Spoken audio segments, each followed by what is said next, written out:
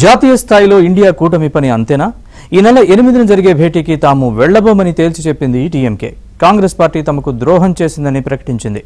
అటు మమతా బెనర్జీకి మాత్రం ఓటమి తర్వాత కూటమి గుర్తొచ్చింది.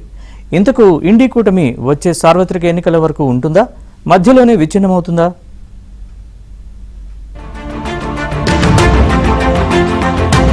ప్రతిపక్షంలో ఉన్నప్పుడు ఐక్యంగా ఉండాల్సిన ఇండి కూటమికి ఎదురుదెబ్బ తగిలింది.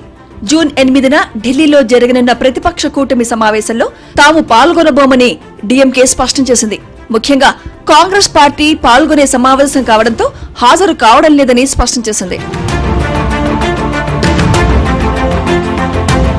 ఇండి కూటమిలో బలమైన పార్టీగా ఉన్న డీఎంకే తమిళనాడు అసెంబ్లీ ఎన్నికల్లో ఓడిపోయింది. విజయ్ పార్టీ టీవీకేకు కాంగ్రెస్ మద్దతివ్వడంపై డీఎంకే అసంతృప్తిగా ఉంది. తమిళనాడు ఎన్నికల్లో డీఎంకే నేతృత్వంలోని కూటమిలో భాగంగా కాంగ్రెస్ ఎన్నికల్లో పోటీ చేసి 5 స్థానాలు గెలుచుకుంది. ఆ తర్వాత టీవీకేకు మద్దతివ్వడంతో కాంగ్రెస్ చేసిన ద్రోహం వల్ల తమ కార్యకర్తలు తీవ్రంగా బాధపడ్డారని డీఎంకే తెలిపింది. అయితే ఈ సమావేశానికి హాజరు కాకపోయినా సమావేశంలో పాల్గొనే ఇతర పార్టీలు ప్రస్తావించే దేశ సంక్షేమానికి సంబంధించిన అంశాలపై ఎప్పటిలాగే తమ గళాన్ని వినిపిస్తామని డీఎంకే తెలిపింది. డీఎంకే నేతృత్వంలోని కూటమి తమిళనాడు ఎన్నికల్లో ఓడిపోయింది. టీవీకే 108 స్థానాలతో అతిపెద్ద పార్టీగా అవతరించింది. లోక్సభలో ప్రత్యేక సీటింగ్ ఏర్పాటు చేయాలని డీఎంకే అధికారికంగా కోరింది. దీంతో దీర్ఘకాల ప్రతిపక్షమైన కాంగ్రెస్ కు దూరంగా నిలిచింది. రాహుల్ గాంధీ చూసుకునేది ఏంటంటే ఆయన నాయకత్వానికి ఇండియా అలయన్స్ లో ఎవరు అడ్డం ఉండకూడదు. ఆయనకు అడ్డం లేకుండా ఉండాలంటే ఏ బలమైన పార్టీలు ఉన్నాయో టీఎంసీ మమతా బెనర్జీ, డిఎంకే స్టాలిన్, అఖిలేష్ యాదవ్ ఉత్తరప్రదేశ్ నుంచి వాళ్ళు తగ్గిపోయే కొద్దీ ఆయన బలం పెరుగుతుంది. ఆయన నాయకత్వాన్ని ఎవరు ప్రశ్నించరు. ఆటోమేటిక్గా బీజేపీకి నేనే ఒపోనెంట్ అని చెప్పుకోవటానికి స్థితి ఉన్నది. అదే మమతా బెనర్జీ గెలిచి వచ్చుంటే ఇవాళ ఆయన ఛాలెంజ్ చేయడం తగ్గిపోని అది లేకుండా జరిగింది. స్టాలిన్ వెళ్ళిపోయేది పెద్ద నష్టం అంటే కొంతవరకు, కానీ కొత్త ముఖ్యమంత్రి వచ్చాడు కాబట్టి అక్కడ అడ్జస్ట్ అవుదాం అనుకుంటారు. సో ఇవాళ చూస్తూ ఉంటే ఎలా సిచ్యువేషన్ వచ్చిందంటే కాంగ్రెస్ పార్టీకి వాళ్ళ మిత్రపక్షాల్లో ఉన్న వాళ్ళు బలం పెరగకూడదు. బలం పెరిగితే వాళ్ళు వ్యతిరేకిస్తారు కాబట్టి ఉండాలి. సో ఇండియా అలయన్స్కి డిఎంకే వెళ్ళిపోతాం పెద్ద నష్టం లేదు, టీఎంసీ తగ్గిపోవటం నష్టం లేదు. దీంతో ఆశ్చర్యం ఏంటంటే ఒక్కోసారి మన స్నేహితులు తగ్గిపోతే మన బలం పెరుగుతుంది. ఆ థియరీ ఇప్పుడు నడుస్తుంది కాంగ్రెస్ పార్టీలో. రాహుల్ గాంధీకి కాంగ్రెస్ పార్టీకి ఇండియా అలయన్స్ ముందరికెళ్తుంది. మిగతా పార్టీలు అన్నీ ఒక ఎంపీ 2 ఎంపీలు ఉన్న పార్టీలు కాంగ్రెస్ పార్టీ ఏం చెప్తే అది వింటారు కాబట్టి ఛాలెంజ్ లేకుండా ఇండియా అలయన్స్ ని డామినేట్ చేయొచ్చు కాంగ్రెస్ పార్టీ ఈ పరిస్థితిలో. ఇండి కూటమి సమావేశంలో 17 ప్రతిపక్ష పార్టీలు పాల్గొనే అవకాశం ఉంది. ఈ భేటీలో చట్టసభల లోపల బయట అనుసరించాల్సిన వ్యూహాలపై చర్చించనున్నారు. కూటమితో అంటీ ముట్టనట్లు వ్యవహరిస్తూ వచ్చిన టీఎంసీ అధినేత్రి మమతా బెనర్జీ ఈ సమావేశానికి హాజరు కానున్నారు. ఆమెతో పాటు ఇటీవల దాడికి గురైన టీఎంసీ జాతీయ ప్రధాన కార్యదర్శి అభిషేక్ బెనర్జీ కూడా పాల్గొనే అవకాశం ఉంది. తాము ఇకపై ఇండి కూటమిలో భాగస్వాములం కాదని, అందుకే ఈ సమావేశానికి హాజరు కావడం లేదని డీఎంకే నాయకుడు టీకేఎస్ ఇళంగోవన్ పేర్కొన్నారు. డీఎంకేతో తమ బంధాన్ని తెంచుకుంటున్నామని కాంగ్రెస్ స్పష్టం చేసిందని చెప్పుకొచ్చారు. Even for the local body elections and the next parliament election.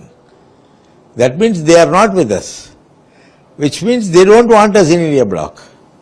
They may take TVK, I don't know. Then when they don't want us, why should we go and participate in it? What is the purpose? The Congress itself had stated that we are partying with the DMK and we will fight the local body elections with the TVK and the next parliament elections also with the TVK. That is why we said we are not going. I had given them a Rajya Sabha seat. After that, these MLAs even did not come and thank our leader. They said that we are going with TVK and said that we are no more in the alliance with the DMK. Then it will definitely hurt the cadres. They have worked for them also. In 28 constituencies, they have worked for them. Last time during the parliament elections, they had worked for them. Our cadres were sincerely worked for them. But they have ignored them and they are going with TVK. ఇండి కూటమిలో బలమైన పార్టీలున్నా ఎవరికి వారే యమునా తీరే అన్నట్లు వ్యవహరిస్తున్నారు. కూటమిలో ప్రస్తుతం Samajwadi party, Trinamool, Congress, DMK బలమైన ప్రాంతీయ పార్టీలు. అయితే పార్టీలు తమ రాష్ట్రంలో పరిస్థితి బట్టి వ్యవహరిస్తున్నారు. బలమైన మద్దతుదారు డీఎంకే కొంత దూరమైంది. విపక్షాలన్నీ తమ గూటిలోకి వస్తాయన్న అహంకారంతో వ్యవహరిస్తోంది. బెంగాల్ ఎన్నికల సమయంలో ఒంటరిగా పోరాడి ఇండియా కూటమిలో భాగంగా కాంగ్రెస్, లెఫ్ట్ పార్టీలను దూరం పెట్టిన మమతా బెనర్జీ ఇప్పుడు ఓటమి తర్వాత అనూహ్యంగా స్వరం మార్చారు.